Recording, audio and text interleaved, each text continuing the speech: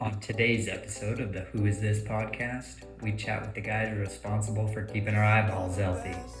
Local optometrists Dr. Chris Wood and Dr. Scott Sellers from Elite Eye Care Center in Thatcher, Arizona. We discuss their journey to the Gila Valley, their passion for service, and their vision for entrepreneurship. They also announced their latest project, the revival of one of the Gila Valley's favorite restaurants. Stay tuned to find out which one. It's just me and my friends, me and my friends, me and my friends. I'm loving our day in LA. You don't get so excited when we sit in the same chair. So we'll just go ahead and get started. I am super excited about this episode today and appreciate you guys coming in on such short notice. We're here with, This is the Who Is This podcast after hours. Yeah.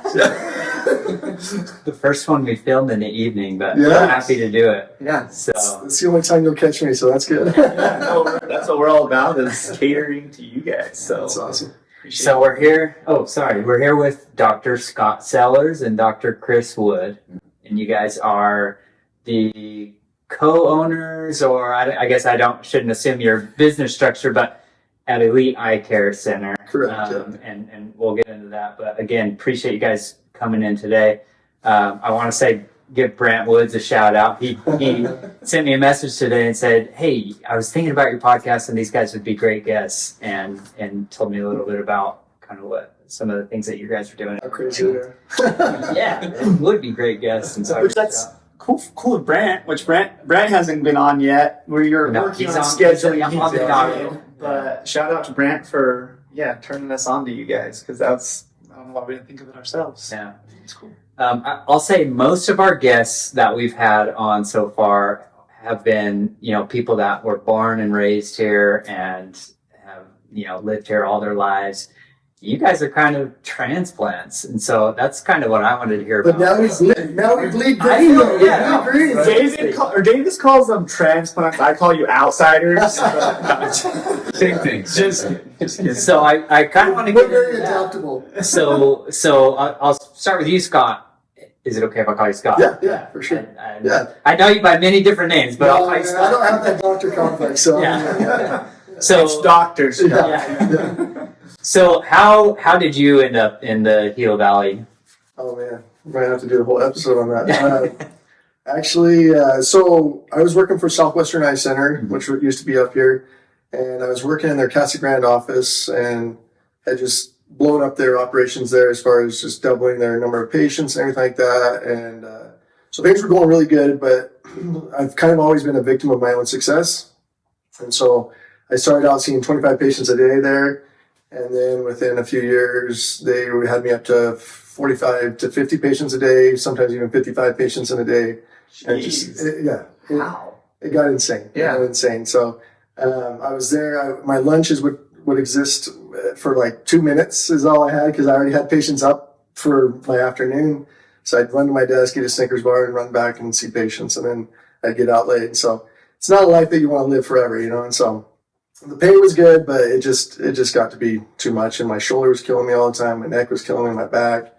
And so anyway, so they always came to me. I know a lot of people just because I was in student government when I was in optometry school. I was a student body president, and I was just involved with a lot of stuff kind of nationwide. And so, a lot of people, every time they'd have an opening, they'd come to me and they'd say, "Hey, we need to fill another doctor spot. Who can you fill it with?" And so I had brought on 7 different optometrists to the company. And we were top 10% of the earners for sure. Did you say where you were working? And It was in Casa Grande. oh, that's right. Yeah, you did say that. Or Casa Grande, if you say it right. And so, anyway, things were going good there, but it just got to be too much. And so we kind of had this feeling that we needed to kind of have a change for our family and everything like that.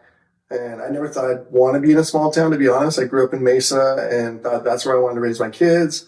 But Mesa just wasn't the same like it used to be. And so anyway, they asked me to fill this position here in Safford because Taylor Hutchins, who was the doctor here before, was leaving. And so I asked around, and And everybody said, yeah, I want to work for Southwest. And then I'd say, okay, it's in the Safford office. And they'd say, keep my resume. I'm not interested in there, but if another position opens up, definitely let me know.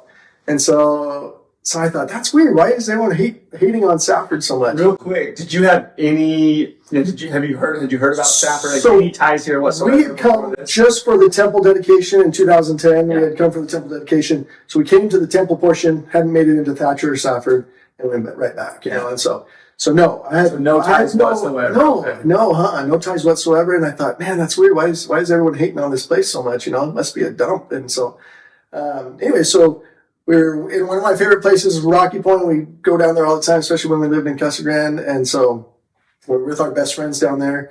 And out of the blue, she says, you know where I would want to live? And I said, where? And she said, I'd love to live in the Gila Valley. And I'm like, what's the Gila Valley? And she said, well, it's where Safford is. I'm like, whoa, wait, what? Did you say the S word? Because everybody else thinks it's terrible. That's funny. Wow. And she's like, yeah, she was the young women's president for her ward. And so they would come up here for the triathlon every year. And she's like, the people are just salt of the earth. And it's just this awesome spirit like that you feel there as you enter into the Gila Valley. And I'm like, I'm listening to this. I'm like, what the heck? This is the opposite of what I've heard. And so anyway, so we started praying about it, my wife and I, and it took a lot of prayer. But we finally decided, sight unseen, this is where we are supposed to be. And I had some cool experiences with that, but that's for another time.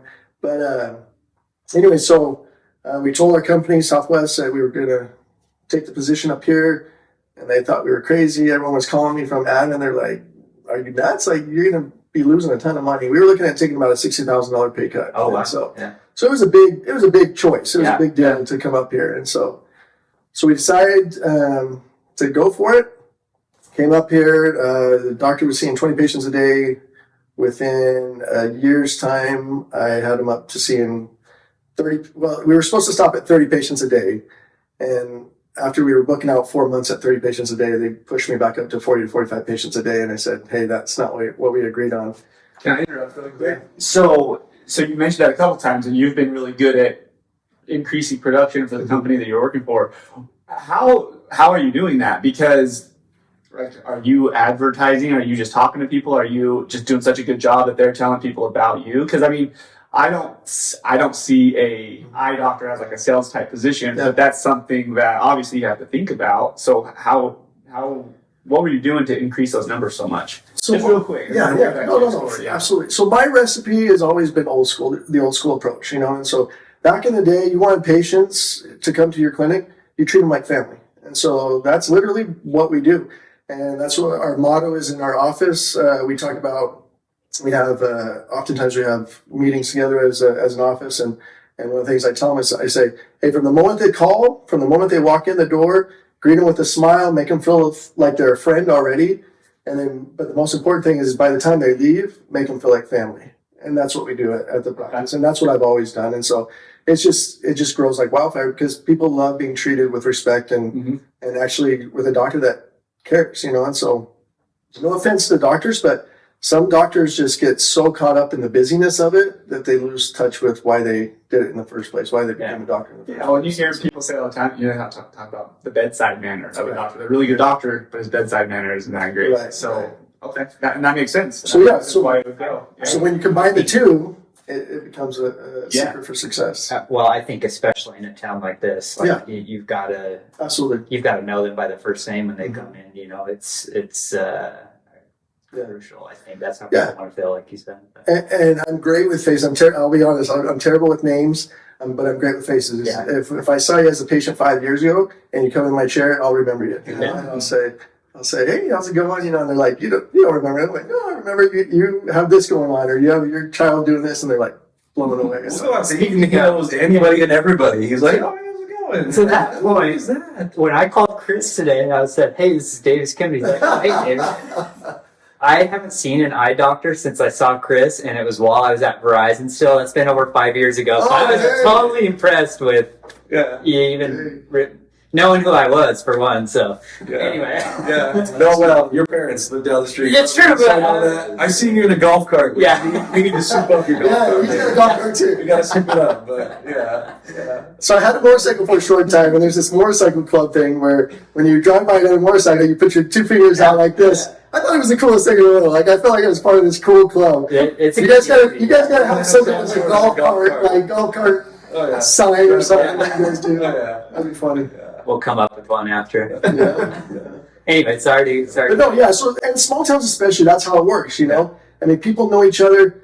Some doctors I've talked to are they're like, man, I'm so glad I don't run into my patients at the grocery store and stuff like that. I'm like, they're like, how can you do it in a small town? I'm like, I love it. I love it. I love seeing people that I know. I love people. I love helping out people. And so, anyways, it's just honestly, I care about people. Yeah. And it reflects and it shows and it makes for definitely a secret sauce, you know. And so anyway, so I got busy and they started bumping my numbers up big time, and I just was like, this is the one I signed up for. And so finally I decided it's time to just go out on my own and be successful for myself, you know. So and then we opened up Elite Eye Care Center cold from nothing and changed the house into a building. I was just thinking about that because I was trying to remember if you built that building or if there was a house there. It's been so long now, I couldn't remember. It was a house. It was a house. It's pretty crazy. It was a house, but so my non-compete was 3 miles, and that was 3.1 miles. Oh, wow. And so Well, because it's a great location. it is, it's a great location, and honestly, we were looking at retail, and nothing retail really was within that 3 mile radius. Mhm.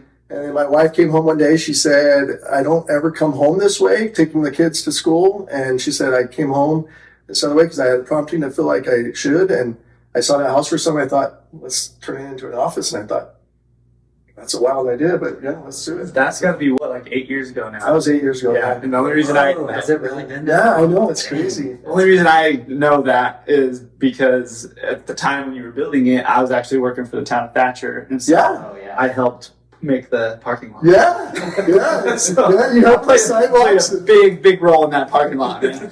No, and you guys have come a long ways, man. Like we were just talking about, you know, we remember one of the first people I met was Davis at Verizon, which a lot of people probably, and it sounds like Same Dr. Wood thing, was the same yeah. way, you know. And Isaac was one of the first people I met too. And I remember you were working town at Thatcher, you were working Verizon. You guys have come a long way. It's awesome. Yeah. It's fun looking back and seeing, you know, the progression that everybody's made. I mean, because even your office, I remember having conversations with you that, you know, obviously you're a little nervous about. Yeah, it, you absolutely, know, and absolutely. It looks like things are, here you are 8 years later. So It's going very well. Yeah, I definitely can't complain. It's been good. that's awesome. Good. So Chris, Yeah. how long have you been So we here in town? Because it's not quite as long, right? no, so we've been out here for 5 years, going on 5.5 years. So tell us that story. How did we're you? outsiders transplants. That's as well. right. Again, I'm always curious to know about how people end up here. So yeah. So I actually grew up Salt Lake area, so city kid. So small town was never in my Whereabouts in plan Salt Lake? at all. Sandy, Utah. That's how we connected. Because I served my mission in Salt Lake City. Oh, and really? Most of my mission, I was in Sandy. Yeah. 7th East and like 90th South. Yep, and that's So, right around where Yeah. I grew up. anyway, So, sorry. no, so I grew up, Sandy, Utah, city life, not small town at all. My wife, she's from St. George, and so St. George, Utah, at the time, her growing up was small town. She loved it. St. George obviously has exploded, but no, so I was practicing in St. George at that point, and where I was at just didn't feel like a good fit for our family, and so we were exploring options between Utah and Arizona, and the people that I worked with actually grew up with him. They were friends, childhood friends. Yeah. We're up on the same street. And so I was looking at going somewhere else, and they gave me his number and said, "Hey, you need to call this guy." And his job was to talk me out of not leaving the company where I was at. So Because I used to work for the same company that he was going to go Yeah. with. I was, So we got chatting for quite some time on the phone, and he goes, "Are you set on leaving?" And I was like, "Yeah, I'm pretty sure we're leaving." So he's like, "All right, have you ever heard of the Gila Valley?" And I'm like, "Whoa, where the heck is the Gila Valley?" He's like, "It's Arizona." I'm like, "I've been to Phoenix because we have, some of my wife's family in Phoenix." But he's like, "Well, it's kind of by the Phoenix area, but like Not how, houses. that's how EA recruits people. Yeah, They do the flyer, it's just pictures of Phoenix. Yeah. And it's interesting because I told my wife when we graduated school, like, I never want to go somewhere hot, Arizona. And we started out in St. George, which is hot. And then when he started telling us about the Gila Valley, it was kind of eating crow a little bit. But no, we had a good conversation, and I hung up the phone, immediately like Googled where the Gila Valley was, and like immediately I went and talked to Marcy, my wife, and I was like, I don't know why, but this is where we got to go. Like, again, sight unseen, no clue as to why, but it was just like huge prompting that that's where we need to be. And transplants, again, like we have no family here. My family's in Utah. My wife's family is in Utah. She's got a couple siblings down the valley, but nobody remotely close for 3+ hours. So, no. So we made the commitment and moved out here, and we've loved it. It's been awesome. So what are, like, when you tell somebody that you're uprooting your entire families to go to the Gila Valley, I imagine the first reaction is like, the what? The where?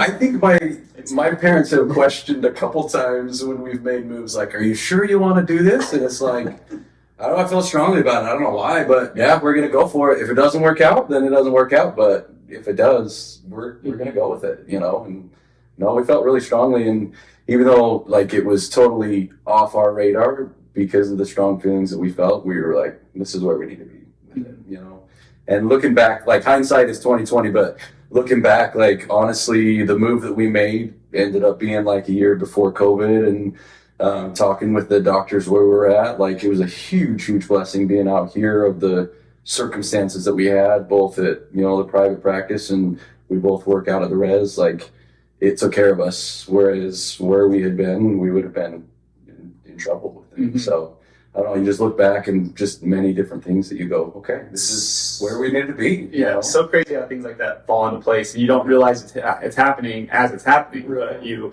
look back at it and you're like, man, if that one little thing was different, if you wouldn't have had that phone call with, Scott or whatever, I look back on the same thing.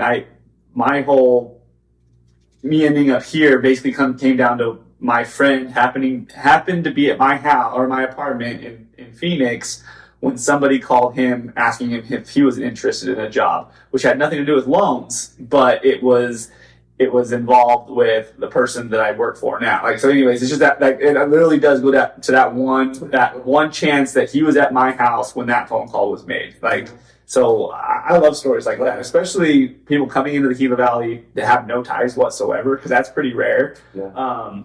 It's usually someone knows someone from here because everyone's related, So yeah, it's I like hearing stories like that, and I like that you guys are enjoying it too. Oh, absolutely. Well, that's what we heard all the time when we first moved here. They're like, "Oh, who are you related to?" We're like, "We're not related to anyone." Yeah. And they're like, how about this person? What are you doing here? No, and we're like, at all. sorry. I found one person that I'm like fifth cousins with, and that's the closest relation that I found out. Yeah, super uncommon. Yeah, I got a lot that. Oh, you're gonna help our gene pool out a lot. Our kids have no problems. They don't have to look up. We are starting kind of. You can date who you want. You're good. Seriously, it's a problem, man. That's what I've heard.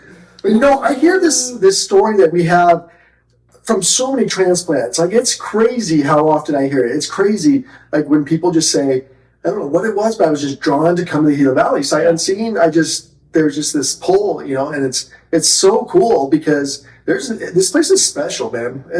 And I think sometimes when you grow up here, maybe you take for granted and you don't realize it, but I think that's why a lot of times some people move away and then eventually they kind of make their way back.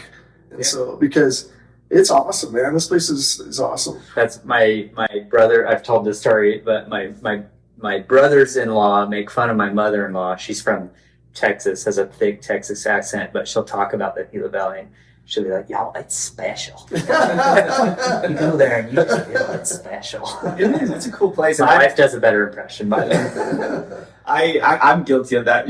Going to school in high school, I can't wait to get out of this town. Yeah. I just can't wait to get out of this town. As soon as I left, I was like, kind of miss over there. Like, yeah.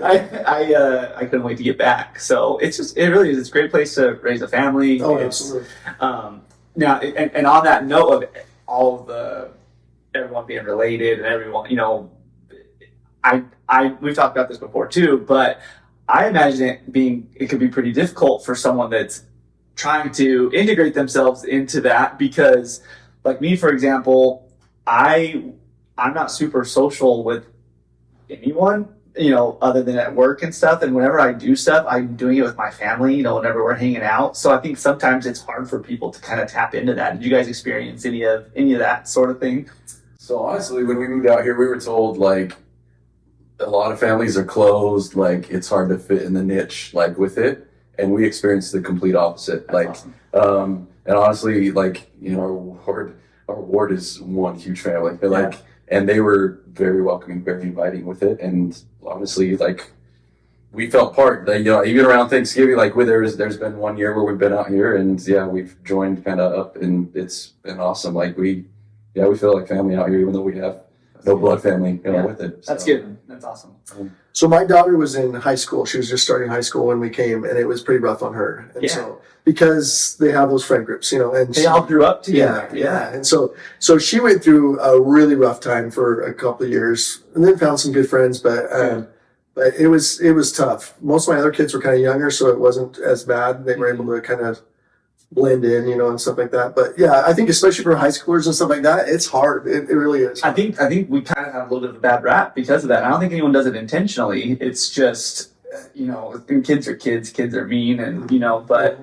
Yeah, so that's how old is your daughter? Has she graduated now, or? So she's 23 now. Okay, yeah, gotcha. So but it was tough for her. So I'm curious about that. Where is she at now? So she's up at BYUI. Okay. So yeah. Does she? What? She'll be back now. Do you think that she would want to end up in the Gila Valley? She actually, all my kids actually love the Gila Valley, and that's what's cool is because they kind of seen both sides, And so in Casa Grande, especially being LDS, we were kind of definitely more minority, And so whereas here it's more of a majority, and sometimes, like I said, it gets taken for granted, But they've seen both sides, so all my kids are kind of like, we love the Gila Valley. The Gila Valley is super cool, And so. And it's not just because the church is strong here. It's just there's just a lot of good people here, And so, but yeah, I remember on that same note. So after we had moved in for a little while, Tommy Nicholas came to me, and he's like, "All right, on behalf of the stake presidency, like we're trying to figure it out because we get a lot of complaints that newcomers just feel like they don't fit in, and so a lot of times they end up leaving and stuff like that, And so he's like, you seem like you fit in really well. How do you fit in so well?" I'm like, "Tommy, you gotta understand, dude." He's like, "How do you get into these friend groups and stuff like that?" I'm like, "There's no friend group I can't enter. It's I'm just a social guy, and I just get out there and I submit myself in there, And so, and sometimes you've got to take that initiative, And so, but not everybody's like that, and so that's hard. Like my wife is not super social by any means, and so for her, it's definitely a little bit tougher, And I think she had a little bit more harder time, but yeah, you just have to put yourself out there, Yeah. So. Vance, we had Vance on. He was one of our first episodes, if you know Vance Bryce. He is what's his He's position? the chamber Director. Yeah. Okay. For the Chamber of Commerce. And one of the things, I can't remember if he said it on the episode or if it was just in conversation, but he said the key to like integrating yourself into the community is having that third place to go. Because you're always going to go home, you're going to go to work. If you've got that third place, you're going to fit in just fine. And so I think he's done a really good job of like trying to create those third spaces beyond, because a lot of people have church that they can go to, but not everybody has that. So I think he's done a really good job at like trying to foster places for people to go. That's awesome. I think, like you said, you're super social, so it's easy for you. It's not that way for everybody. Yeah, and I think, like I said, sure. Vance is doing a really good job about trying to make it That's cool. more accessible. And I like to give people the benefit of the doubt with most things, and I think, I said it earlier, I don't think it's intentional. I don't think people are like, "Oh, they're not from here, let's not hang out with them." I don't think it's like that at all.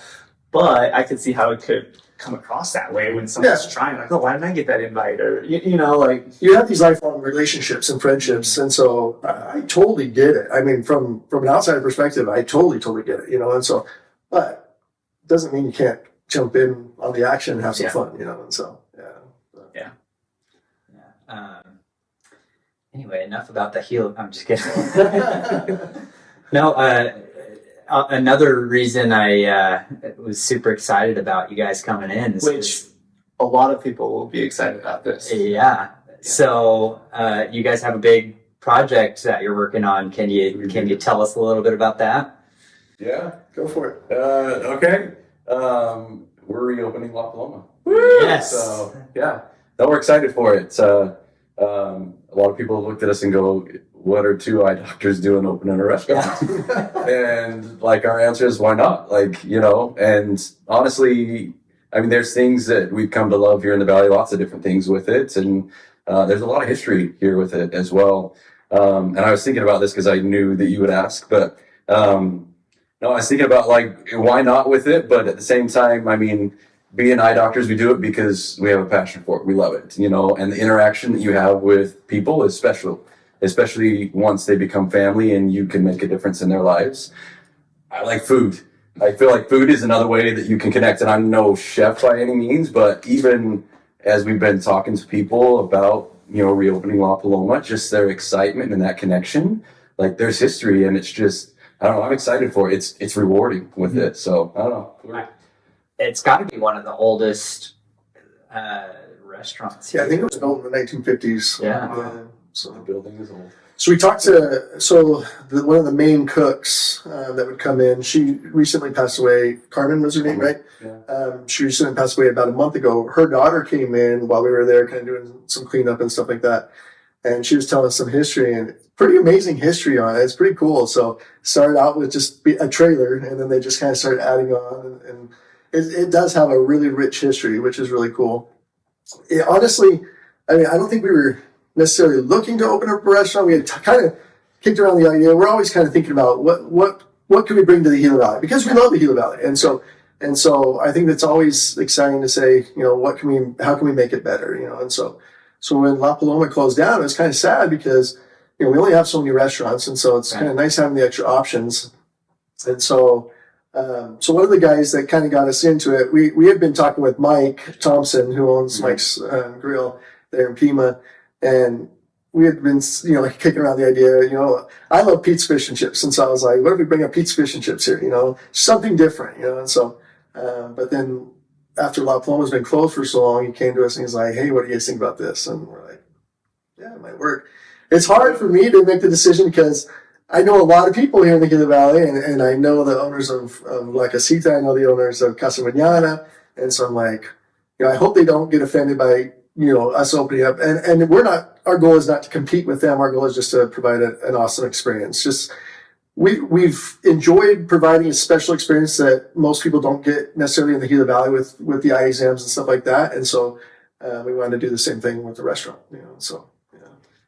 Go ahead. So is Mike partnered, or is just kind of his idea that is he involved? So Mike is definitely involved. Okay. Yeah. Integral part of it. Yeah, he's a huge part of it. So he's going to be our general manager. Gotcha. His son is going to be one of the head chefs. And so eventually Mike's going to be buying in eventually. And so we're saving that spot for him. And so, but yeah, and then, well, I don't want to talk about his place too much, but his focus is going to be obviously on La Paloma because it's going to be open up, you know, 6 days a week, and we're going to be pretty busy. So Right. Well, that was what I was going to ask. Is you guys already have? It sounds like a whole lot on your plate. We're busy. So when I heard that, 'cause I didn't know that until Brant told me that today, Yeah. and I was like, "Whoa, that's awesome!" And I was thinking, how in the world are they taking that on? that is a good question. So that is why Mike is an integral part. Yeah, Though, yeah. Because honestly, yeah, I mean, Mike's going to be running a lot of it, which is nice, but he's awesome. I mean, he knows the restaurant business. He's had Right. lots of success at lots of different places here, him being a born native of the Gila Valley, you know, with everything. Yeah. So, no, his expertise is going to make it top notch, and Mike's awesome, you know. Mike's such a cool guy. Even Mike's Grill, I mean, he's done a fantastic job building up with kind of that same mentality. I mean, you make them family. You know, it's good food, but you also treat them as family, and so we're excited to be able to offer kind of that same experience out there with this. Yeah. Yeah, Mike's going to be heading up the food, obviously, you know, and so because he does a great job with that. You don't want us cooking. Yeah. But we're kind of going to be kind of behind the design, the customer service culture, you know, like we have at the practice and stuff like that. We're planning on. I think my wife and I think Dr. Wood is in the same boat. We love like taking something that is maybe run down or a little bit old and just like revamping it. And, Yeah. I don't know if you've ever been in our house, but Yeah. You're going to be some case in point. Yeah. yeah, that house, it's 95% different than what it was when we first bought it. Yeah, totally. So, but we just enjoy doing that. We like finding that diamond in the rough and then just expanding it. You know? Yeah. And so we've got some really cool plans with it. You talked about Brad. We're going to do some pretty sweet murals. Yeah. We're going to have some outdoor seating. We're going to do some fun stuff and make it more of an experience rather than just a restaurant. So how long have you been working on it? We've probably been in talks for 3 or 4 months. Yeah. Wow. So I mean, we've been talking about doing something else just in addition for quite some time, but Yeah. Right. but this whole But planning specifically. Yeah. So we closed middle of July is when Okay. we closed. And are you remodeling on the inside? We're doing a little bit of remodeling. Okay. Yeah, bringing in some more furniture. We're planning on expanding after a little while. We're planning on taking the back and doing some outdoor seating, maybe a covered stage. Oh, Maybe sweet. we're having some live bands there occasionally Yeah. and stuff like that. So it'll be like I said, more of a venue. That's another thing that there's more of around than people realize Yeah. is people that I think will be willing to go and play a live band, do that. There's all kinds of talented people here that I think Yeah. that would Yeah. enjoy doing something like No, that. there's some great bands here. Yeah, absolutely. And so, and I mean, we realized obviously going into it, one of the biggest concerns was it's far out there, And so, because I remember thinking, oh man, it took us forever to go out to La Paloma, And so we want to make it a place where people are like, oh, that's not a big deal. I mean, down the valley, I was gonna say far out if you there. talk, 15 minutes, like that's in a restaurant in big city. down the valley, you talk 15 minutes, that's like close, I don't think that'll be an issue. not at all. Yeah. As long as it's a good service, good food, Right. people will go. My wife's grandpa lives in Pomerene in Benson, and La Paloma was his favorite restaurant. That's He would awesome. make trips to come to La Paloma and then visit us because he wasn't visiting us and then going to La Paloma. He specifically would go to La Paloma. So I don't think that'll be an issue at all. See, we hear that all the time. We do. Oh man, that was my favorite restaurant. I was so depressed when that closed down. And we bought all the original recipes, so we're bringing back. That was another question. Bring back all the old school stuff. We're gonna shorten the menu a little bit, just so that we can get plates out quicker. Just because wait time was something that people complained about, so we want to make it a quick service, And so, but we're gonna incorporate some of Mike's stuff from Mike's Grill too, to make an American option too, rather than just Mexican food.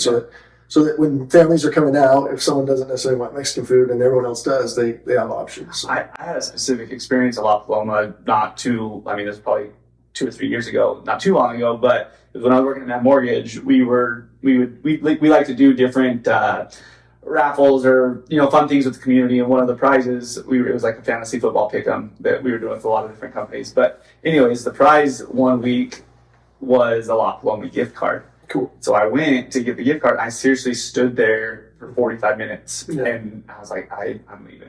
So another testament to how important good service is. And I'm not saying that there was bad service back then, but I think it definitely could have been better, and I think that's something that will just bring even more business to you. If you have the name, the culture, the same menu, and then add on extraordinary service and experience, then I think you guys do great. Well, that's been huge. I mean, impressions are big for us. I mean, even in elites, that's the number one thing. I mean, you make an impression from them going into the door to when they leave, and so if you can make a good impression, that's where honestly, even advertising, even with elites, because I asked him what advertising. Most the advertising has been word of mouth. I mean, you impress the patient in that aspect, but the person, make them family, like. That's your best advertising right there with it. So we want to create that same thing, just an overall good experience impression, so where they love it. Yeah. I found that the key to success, to great success in the Gila Valley, is to make the Gila Valley Malls page and make a good impression on the Gila Valley Malls page. Because that thing, man, it'll light your business up, man. And so, in good or bad. I was gonna say, it goes both ways. So yeah. Yeah, I could not agree more.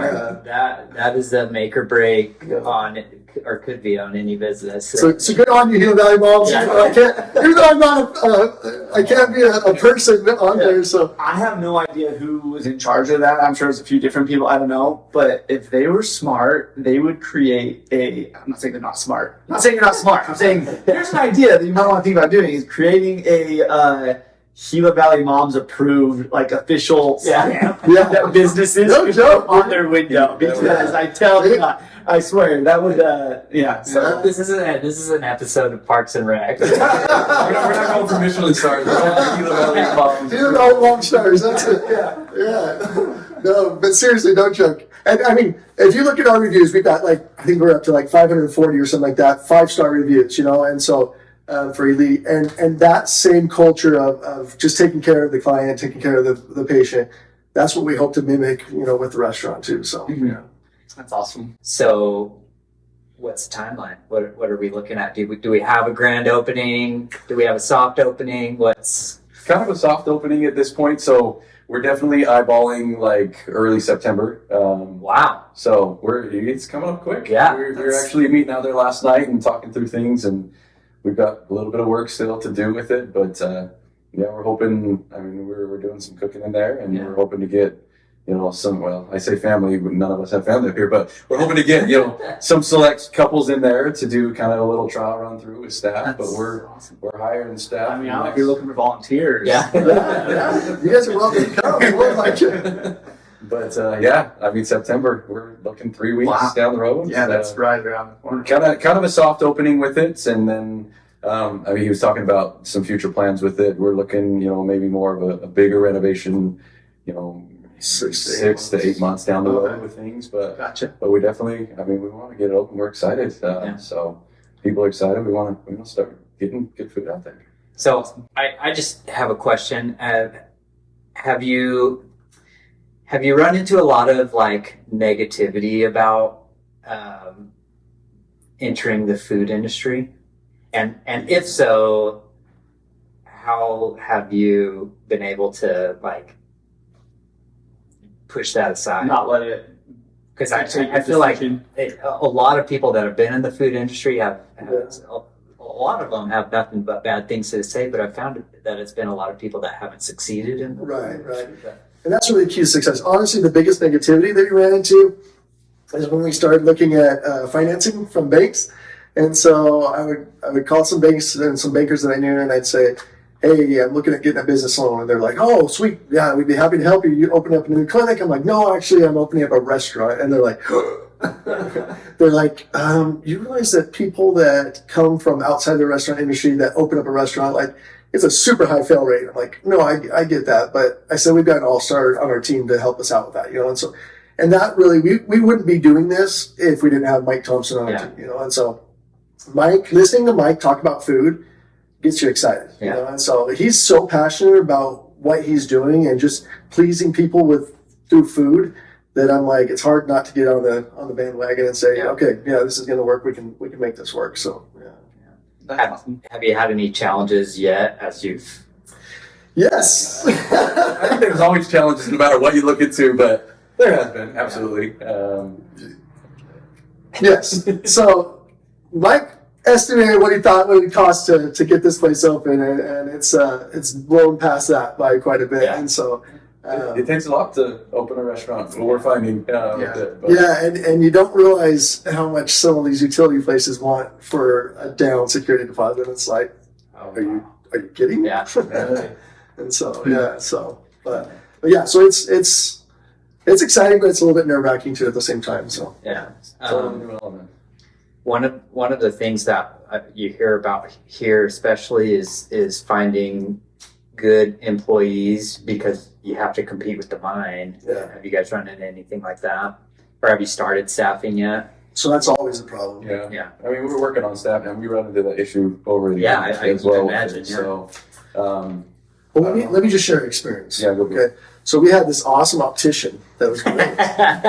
And then suddenly she went to work for Man Mortgage. Yeah, I was like, I didn't know Courtney so much. I didn't put that together. Courtney was ours before she was yours, okay? Courtney, and I'm not sorry either. She's freaking awesome. I would do it every day. Courtney is our all-star. No, I mean, and so you run into that challenge all the time. And we're always happy for our employees to, go bigger and better and stuff like that, but yes, it's hard because, the mine pays a lot of money, and even some of these, with minimum wage jacking up, it's scary. That's honestly, if I had to admit, that is my biggest worry is payroll for the restaurant. And so, because the hard thing is that you want to have enough staff to make sure that we're not making a huge wait time, for our clients.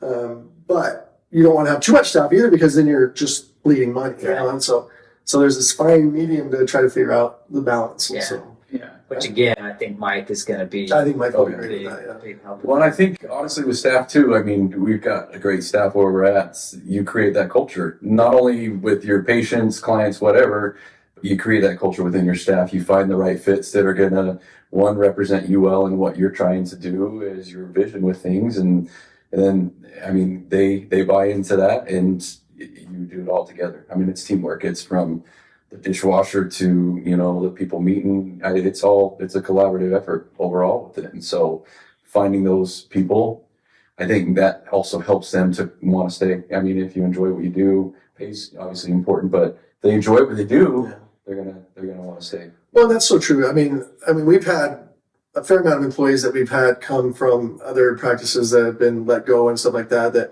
I feel like people, if they're not in the right environment, they definitely struggle, But man, you put them in the right environment and the right motivation and the right excitement and the right atmosphere, and they thrive. Yeah. And I think we've seen that for sure. We've had several that people are like, "Are you sure you want so and so?" Like they didn't do very well, created issues, and you throw in the right environment, and you're like, they're one of our top with it. One of my favorite videos I've ever seen on Facebook is it's exactly to this point. It's a little girl playing soccer. She's in line to play soccer, and she goes and kicks a soccer ball and just completely duffs it. Isn't good at all. It's terrible. And then goes and does like 4 cartwheels and a backflip getting back in line. Like it's not necessarily the individual, it's the environment or what they're focusing on. Yeah, it's about finding their talents and finding what they're good at, and then just expanding those. So so I'm excited. Mike's super excited. He's got already a list of some different people that he's bringing on board and stuff like that. So I'm curious because a lot of entrepreneurs and people that are creating businesses and have their own businesses, a lot of their one of the things that drives them is like leaving a legacy or something for their kids to kind of take over. You have a 23-year-old now. I don't know. I haven't asked if you have kids or you don't. We haven't even talked about it. Yeah, shame on us. Yeah, but is that anything like? Is that something that you've considered? Is having kids work at the restaurant, potentially one day take, anything like that? Did that drive you at all? I mean, I think it's always in the back of your mind, And so I've got 7 kids myself, so I've got a lot of workers, and so every single one of them have worked at the practice. That's a lot of dishwashers, right? That is a lot of dishwashers. In fact, one of our sons is going to be a busboy and a dishwasher to start out with. He's 15 right now, almost 16, and so. But I think for me, what drives me is creating a brand. Creating that brand of this is a great experience. Have you ever been there? And word of mouth just spreads like wildfire. And people feel like they walk out going, wow, that was the best eye exam I've ever had, or that was the most thorough eye exam or the most education I've ever gotten at the eye doctor. And so I want people to leave from the restaurant doing that same. And so for my kids to see that, what we're developing and what we're creating, it's exciting because hopefully that motivates them to be that same person down the road when they're working too, and doing their own business, whatever it is. So I gotta ask. Since you said 7 kids, how many boys? I already know the answer, but I'm going to ask anyway. How many boys? How many girls? So we've got 4 boys and 3 girls. Oh, yeah, almost even. You're not part of the 5'2" club. No, is that a lot of 5'2"? There's a lot of. I think I'm probably so annoyed that I talk about this.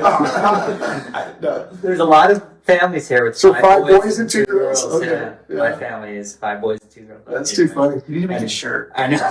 I need to start a Facebook page. Have a shirt. You can sell shirts. Yeah. So I came from a family of 7 kids, and we were 4 girls and 3 boys instead of 4 boys and 3 girls. That's crazy. So, yeah, it was a little bit different. So yeah.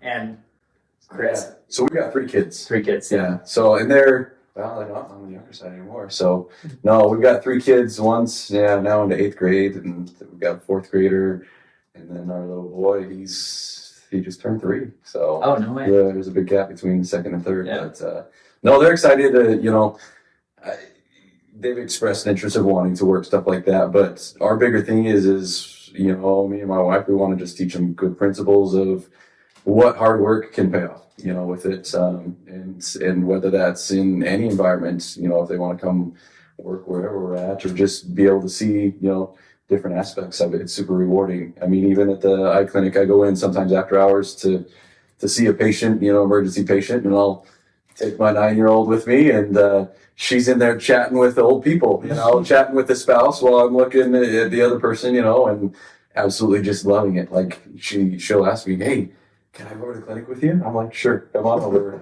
We'll ask the patient, "Are you okay if they're in here?" "Sure, yeah." And she loves it. So it's that aspect that they get to just see, and it's fun. Those late nights and those different things are what your kids will remember too. So I remember being a kid. My dad he's worked a lot of different jobs, but at one point he was the manager at Purcell's, which isn't around anymore.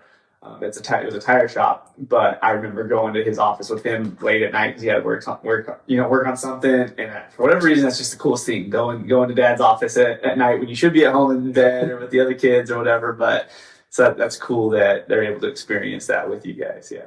Speaking of your parents, Isaac, your parents are pretty awesome. They're all right. They're all right. Yeah. No, like your mom especially. I love your mom. She's a sweetheart. She's an angel, man. Oh, she is. She is great. I love my mom so much. She's like the biggest promoter of this podcast. I know. Yeah, she's our biggest fan. She's absolutely our biggest fan. She messaged she messaged me. I gave her a hard time because she had an issue with the DVD player or something. I always have to show her how to work the DVD player, and she listens to everyone, and she is our biggest fan. One of my favorite stories about my mom that really describes her so great is because she's the biggest sweetheart, but she's also can be really feisty. Oh, really? Needs to be. I haven't seen that side. She can be feisty. Don't show me that side. This is a simple version of it, and she didn't have to be super feisty. But I remember it was just something simple. We were doing a birthday party at the splash pad, which anyways, we were doing a birthday party at the splash pad, and parking there is hard sometimes because there's a lot of people. It's just, not a whole lot of parking. I come pulling up, and my mom is sitting in a lawn chair in the middle of a parking spot, waiting for me to show up. And I guarantee you that she's just very hard-headed. And if someone came to park, she's like, "No, my son will be here in just a second. I'm saving his spot." And That's funny. she can be hard-headed if she needs to, but she is a sweetheart on my end. She was sweet to me. That's awesome. Well, going forward, Isaac, you can always park at our house if you ever need it. I appreciate that. I almost said right next to your house. No, you're good. I don't mind. Most people There's lots of splash pads here in the small town. Well, and let's be honest, nobody listening to this podcast doesn't know you all. You don't know where you live already, probably. That's probably true. Definitely. I was going to ask both of you, you're both in Thatcher, right? Mm-hmm. Can you name all of your kids' teachers That they've had while being in school? that they're going to this year? Oh. So I've only got one in elementary, so Okay. all the rest your of other them ones will have 10 have multiple teachers, so that's not fair. But the one that's going into 5th grade, he's got Mrs. Udall. So She's awesome. I nailed that one. Yeah. Wait. I know Isaac. That might be my son's. Not a chance. That might be my son's. Is it? They might be in the same class. That's They cool. might be in the same class. That's awesome. I'll double check, but no, I was just gonna tell you, I have 3 kids, all school age. I have a 1st grader, a 3rd grader, and a 5th grader. Which honestly, it's amazing that I even got that right. Shandy will probably correct me later, but I won't mention it on the podcast. Anyways, the only one I remember is my 3rd graders, and her teacher is Mrs. Hoops. The only reason I know that is because it's my cousin. So I can't. Yeah, There you go. Everyone's related. I think Tyson might be Mrs. Udall, so they might be in the same class. That's cool. I'll Yeah. double check. Yeah, that's awesome. So. So my 4th grader, she's in Mrs. Yoakum's, which Okay. she's fun. Proud of you guys. Yeah.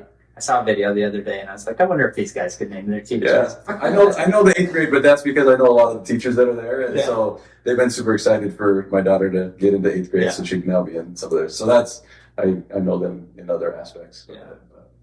My daughter starts. I just have one. She's 3 years old. She starts preschool tomorrow. Oh, that's awesome. Who's she going to? We're super excited about it. She's going to Miss Tiffany. We couldn't get into Miss Stacy. It's a pretty prestigious club. Yeah, it's hard to get into. It is hard to get into. Yeah, she. You gotta sign up before they're even. Before the form. I guess. We're not in the room. Yeah. You gotta put your name on the list. You don't have to worry about that because it's my sister-in-law. So if we want, You just have to be related to all the teachers. we basically just obviously we can give her a heads up, but yeah, Miss Stacy, she does a really good job, but she's doing it. Stacy she does it out of her house still, out of her basement, but her sister's actually running it now, as far as I know, because I'm pretty sure Stacy does preschool at your schools now.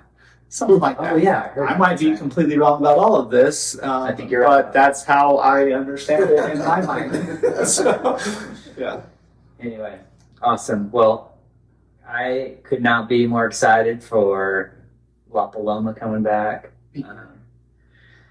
Unfortunately, I have really good eyesight, so I don't get to read you guys as often as I should, maybe. I but- probably don't have very good eyesight, but I'm the type of person I couldn't tell you last time I went to a doctor, like Yeah. in even like a primary care. I just don't, and so I know I'm gonna regret it, later in life. But if I ever do, I'll definitely come to you guys. I don't know a lot. Actually, the last time I went to an eye doctor was when I was working for the town of Thatcher, and I think it was before you guys even opened.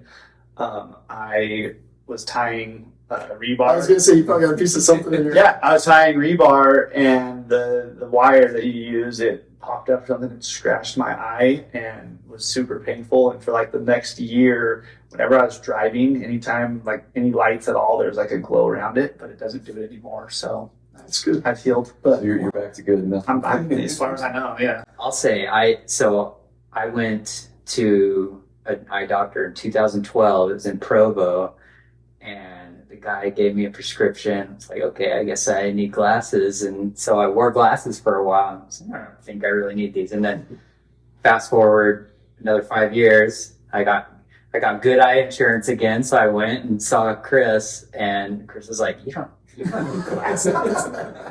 So yeah, I don't know.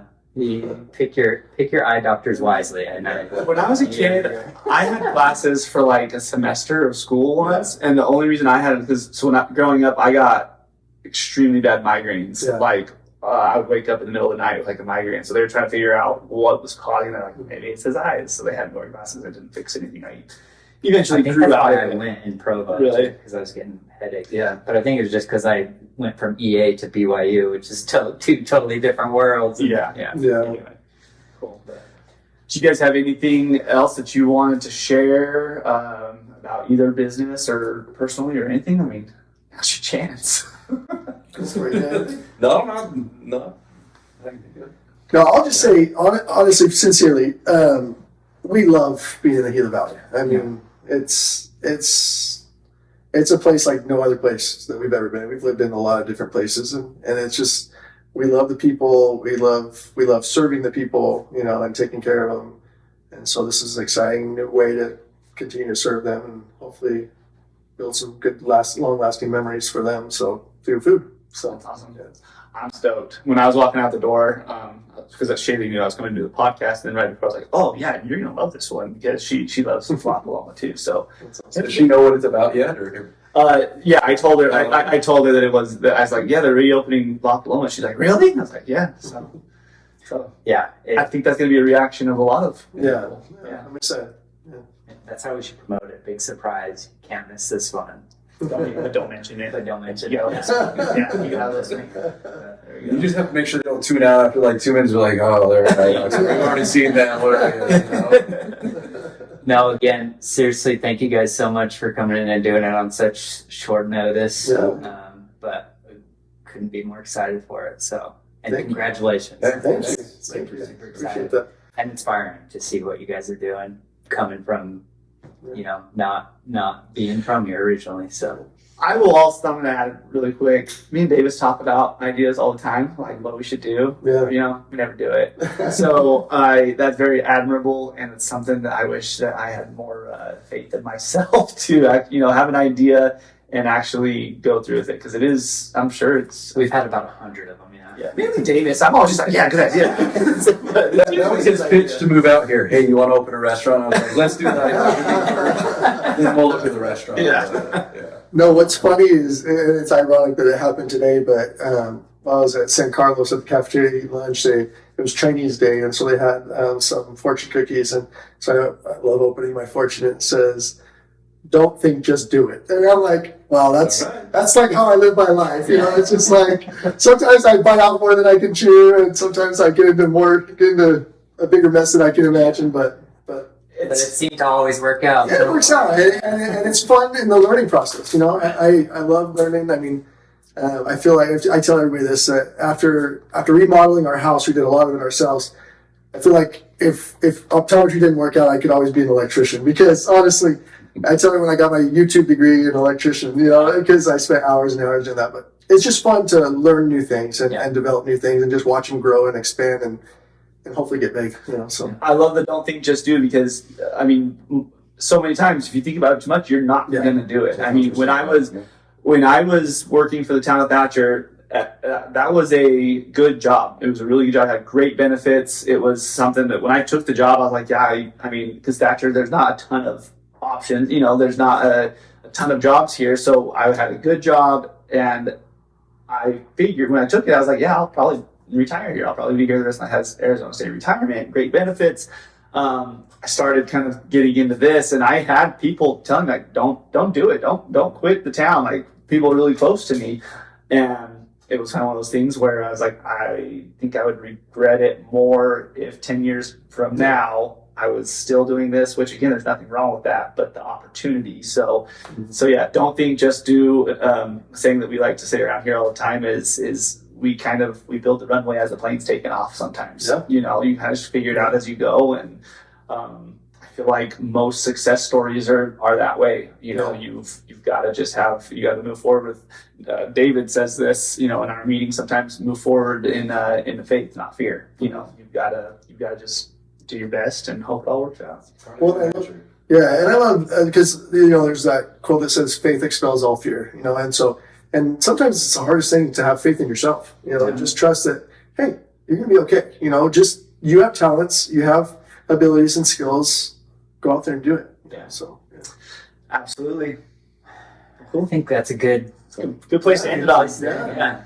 Well, we appreciate you guys having us, man. This is fun. This is definitely an honor for us, and so I appreciate it. So you guys both, I look up to both you guys. You guys are awesome guys. Likewise, and like I said, you guys were one of the first few people that I met when I came here, and you guys were super welcoming and super friendly. So appreciate that. So. Well, we're glad you're here. Yeah. I don't know why I've never met you before. I know, we got a lot of that, So I'm glad to meet you. Yeah. Because I don't go to the eye doctor.